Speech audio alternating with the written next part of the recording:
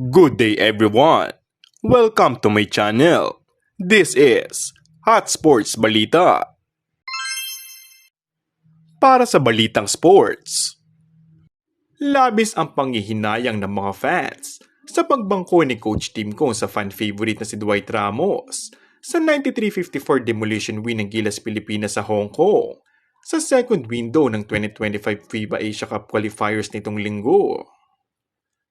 Habang patuloy sa pagtambak ng kalamangan ng Gilas sa Hong Kong, ay todo hiyawan ng mga fans sa loob ng MOA Arena habang isinisigaw ang pangalan ni Dwight Ramos sa katagang We Want Dwight. Ngunit sa kasamang palad ay hindi pinagbigyan ni Coach Tim Cone ang naging hiling ng mga fans. Ito ay dahil na rin sa left calf injury na natamo ng 26 years old Phil-Am na si Dwight Ramos sa huling laban kontra New Zealand. I wasn't holding him out for any other reasons, from the fact that he had pulled his calf muscles in the late stages of New Zealand game. Paliwanag ni Coach Tim Cone sa pagtatapos ng naging laban. He practiced yesterday. He tried to practice. He tried to do our shoot around today. Dugtong nito. Hindi na ipinilit ng coaching staff na ipasok si Ramos sa kabila ng hiling ng mga fans.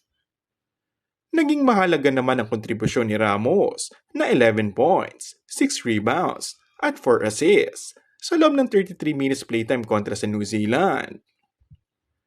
Samantala, hindi naman daw gaanong kalala ang injury ni Dwight, ngunit kailangan lang ng matinding pahinga. Kung nagkataon na New Zealand daw muli ang makakaharap ng Gilas, ay malaki ang posibilidad na gamitin muli si Ramos. I love Dwight. I love him for his basketball mind and his talent. But I was under orders from the training staff that he should not play. Pagtatapos ni Tim Cone. Kung bago ka lang sa aking channel ay mag-subscribe at pindutin na rin ang notification bell. Maraming salamat!